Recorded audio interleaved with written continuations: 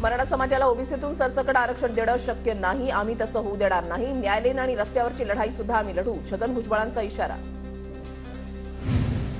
सरसकट आरक्षणच पाहिजे. 54 लाख नोंदी सापडल्या आहेत. याचा फायदा 4 कोटी मराठ्यांना होणार. जरांगेंचं उत्तर.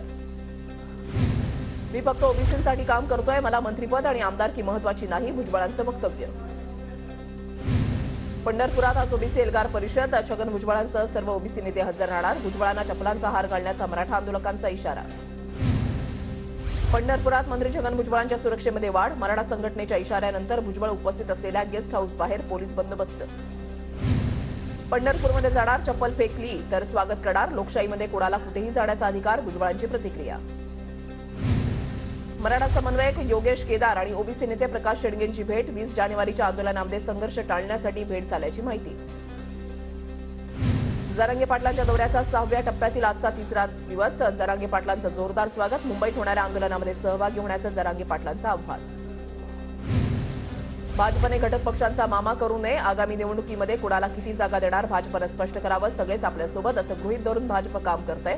आमदार बच्चू कडूंची भाजपवर टीका. शिंदेनी घटक पक्षांची चर्चा करावी, मग राज्याचा दौरा करावा. बच्चू कडूंचं वक्तव्य. ईडीच्या भीतीनं पक्ष फोडून चोरून नेण्याला भूकंप म्हणत नाही. तर गिरीश महाजनांच्या राजकीय भूकंपाच्या दाव्यानंतर राऊतांचा हल्लाबोल. पुण्यातला 100वा अखिल भारतीय नाट्य संमेलन उद्घाटन समारंभ. मुख्यमंत्री एकनाथ शिंदे, शरद पवारांची उपस्थिती. अजित पवारांची कार्यक्रमाला दांडी. बारामती अॅग्रो कंपनीमधील महत्वाची कागदपत्र ईडीकडून जप्त. काल झालेल्या छापेमारीमध्ये कागदपत्र जप्त. सूत्रांची माहिती. पिंपरी चिंचवडमध्ये शरद पवार गटाच्या कार्यालयाचं उद्घाटन. आमदार रोहित पवारांच्या हस्ते होणार जनसंपर्क कार्यालयाचं उद्घाटन. अजित पवारांनंतर रोहित पवार देखील ऍक्टिव्ह. यवतमाळमध्ये आमदार जितेंद्र आव्हाडांच्या विरोधात गुन्हा दाखल. श्रीराम मांसाहारी होते या आव्हाडांच्या वक्तव्याप्रकरणी गुन्हा दाखल.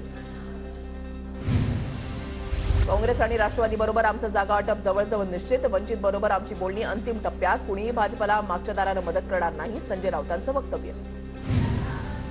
मुख्यमंत्री शिंदेंचं आजपासून शिवसंकल्प अभियान. मावळ आणि राजगुरुनगरमध्ये शिंदेंची आज सभा.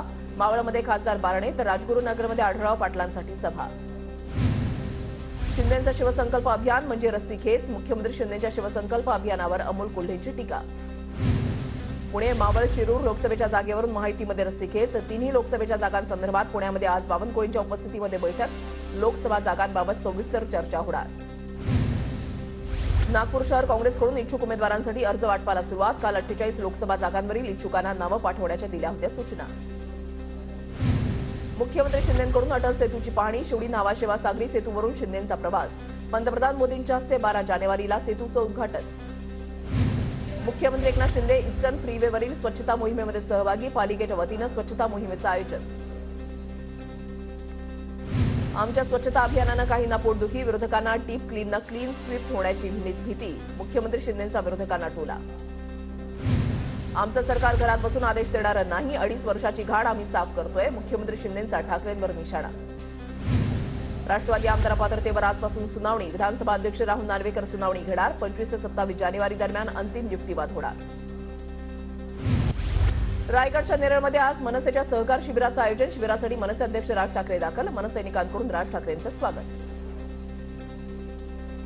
आज मासाहेब मीनाताई ठाकरेंची जयंती. उद्धव ठाकरेंसह रश्मी ठाकरेंकडून मीनाताईंना अभिवादन. 6 जानेवारी हा दिवस शिवसैनिक ममता दिन म्हणून साजरा करतात. 22 जानेवारीला नाशिकच्या काळाराम मंदिरामध्ये दर्शन घेणार. नाशिकच्या गोदावरी नदी तीरावर महाआरती करणार. उद्धव ठाकरेंची माहिती. राजाराम कारखान्याच्या एमडी नंतर आता माजी अध्यक्षांना मारहाण. सर्जेराव माने यांना बेदम मारहाण. ग्रामपंचायतीच्या वादातून मारहाण झाल्याची माहिती. कोल्हापुरात शालेय शिक्षण मंत्री दीपक केसरकरांच्या विरोधात भाजप आक्रमक. विद्यार्थ्यांना आहारामध्ये अंडी देण्याच्या निर्णयाला भाजप जैन सेलचा तीव्र विरोध. केसरकरांना पाठवली कडधान्याची पाकिटं. अहमदनगरच्या जामखेड तालुक्यामधील नान्नज गावामध्ये सहाय्यक अभियंत्याने महावितरण अधिकाऱ्याचं कार्यालय फोडलं. विलंबाच्या कारवाईनं संतप्त झालेल्या कार्यकर्त्यांकडून कार्यालयाची तोडफोड. उत्तर प्रदेशचे मुख्यमंत्री योगी आदित्यनाथांना धमकी देणाऱ्याला अटक. अटकेमध्ये असलेल्या आरोपीचं देवरिया हत्याकांडाशी कनेक्शन. आरोपी अजित यादव मूळचा भदोहीमधील असल्याची माहिती. भाजपा आमदार सुनील कांबळेंवर पुण्यामधल्या बंड गार्डन पोलीस ठाण्यामध्ये गुन्हा दाखल. ससूनच्या कार्यक्रमात पोलीस कर्मचाऱ्याच्या कानशिलात लगावल्याचं प्रकरण भोवलं. कुख्यात गुंड शरद मोहोळ हत्या प्रकरणामध्ये पुणे पोलिसांची मोठी कारवाई। मुख्य आरोपी मुन्ना पोळेकरसह 8 आरोपी ताब्यात। आरोपींकडून 2 चारचाकी आणि 3 पिस्तूल जप्त। नेपाळच्या जनकपुरीमधून अयोध्येमध्ये रामाच्या मामाचा आहेर घेऊन यात्रा दाखल। रामाला चांदीचा आहेर भेट। अनेक वर्षानंतर राम तंबूतून मंदिरामध्ये जाणार असल्यानं सासरवाडीतून रामाला आहेर भेट। अयोध्येमध्ये कडाक्याची थंडी। उत्तर भारतामध्ये पारा घसरला। कडाक्याच्या थंडीतही राम भक्तांचा उत्साह कायम। पुढील 2 दिवस अयोध्येमध्ये थंडीचा कडाका। ब्रिटन सरकारची शिवरायांची वाघनखं सुपूर्द करण्याची प्रक्रिया अद्यापही सुरूच। वाघनखं आता एप्रिल किंवा मे महिन्यामध्ये येणार। याआधी जानेवारी महिन्यामध्ये वाघनखं आणण्याची होती तयारी। नोव्हेंबर गेला, जानेवारी पण हुकलं। सुधीर भाऊ वाघनखं कुठपर्यंत पोहोचली? वाघनखांवरून विजय वडेट्टीवारांचा सुधीर मुनगंटीवारांना खोचक सवाल। मुंबईत धुरक्याच्या प्रमाणामध्ये मोठी वाढ। हवेतील आर्द्रतेचं प्रमाणही वाढलं तर 7 जानेवारीनंतर प्रदूषणामध्ये घट होण्याची शक्यता। कोल्हापूरमधल्या पावनगडावरील अतिक्रमण प्रशासनानं हटवलं। पावनगडावरील अनधिकृतपणे सुरू असलेल्या मदरशावर कारवाई। गडावर पोलिसांचा मोठा बंदोबस्त तैनात।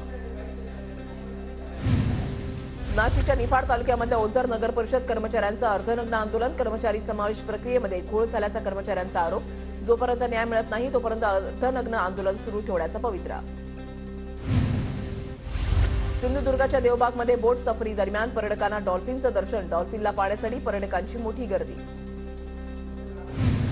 यवतमाळमध्ये दारूसाठी वडिलांनं चक्क 3 वर्षीय मुलाला विकल्याचा धक्कादायक प्रकार। मुलाच्या आईची आर्णी पोलीस ठाण्यामध्ये धाव। वडिलांसह 5 जणांना अटक। वाशिमच्या शेतकऱ्यांना पीक विम्याची 25% अग्रिम रक्कम मंजूर। मात्र खात्यावर रक्कम जमा होत असल्यानं शेतकरी हवालदिल। यासाठी खासदार भावना गवळींची विमा कंपन्यांच्या प्रतिनिधींसोबत बैठक। बुलडाणा जिल्ह्यामध्ये तब्बल 459 किलो गांजा नष्ट। काल दिवसभरात विविध ठिकाणी पोलिसांची कारवाई। कारवाईमध्ये जवळपास 68 लाखांचा गांजा नष्ट। भंडारा जिल्ह्यामध्ये वन्य प्राण्यांच्या हल्ल्यामध्ये मागील 3 वर्षांमध्ये 3,62 लाखांची मदत। 200हून अधिक शेतकऱ्यांना वन विभागाची मदत। मुंबऱ्यामध्ये गांजा विक्री करणाऱ्याच्या मुसक्या आवळल्या। 8 किलो गांजासह 140 कोरेक्स कप सिरप हस्तगत। जवळपास 3,60,000चा मुद्देमाल जप्त। मुंब्रा पोलिसांची धडक कारवाई। जळगाव जिल्ह्यामध्ये अवकाळीचा शेतीला फटका। गहू, हरभरा, मका, तूर पिकांचं नुकसान। शेतकरी आर्थिक संकटात। चंद्रपूरच्या राजुऱ्यामध्ये विदर्भस्तरीय आमदार चषक स्पर्धेचं आयोजन। अभिनेत्री सोनाली कुलकर्णींच्या हस्ते स्पर्धेला सुरुवात। काँग्रेस आमदार सुभाष धोटेंकडून स्पर्धेचं आयोजन। उद्या रेल्वेच्या मध्य आणि हार्बर मार्गावर मेगा ब्लॉक। विविध अभियांत्रिकी आणि देखभालीच्या कामासाठी मेगा ब्लॉक। मुंबईतल्या तलावांनी 2 वर्षातील नीचांकी पातळी गाठली। मुंबईला पाणीपुरवठा करणाऱ्या 7 तलावांमध्ये 65% पाणीसाठा। पुढील 3 महिन्यांमध्ये पाणी कपात लागू होण्याची शक्यता। कांदिवली, बोरिवली, दहिसरमध्ये 9 जानेवारीला कमी दाबानं पाणीपुरवठा होणार। बोरिवली टेकडी जलाशयाची संरचनात्मक तपासणी केली जाणार। लोकसभा निवडणुकीची घोषणा मार्चच्या पहिल्या आठवड्यामध्ये होण्याची शक्यता। रविवारपासून केंद्रीय निवडणूक आयोग राज्यांच्या दौऱ्यावर। लोकसभा निवडणुकांच्या तयारीची पाहणी करण्यासाठी दौरा।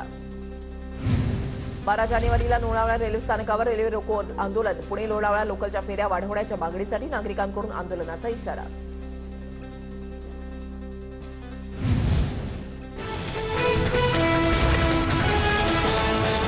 प्रस्तुत करता प्राध्यापक मोठेगावकर।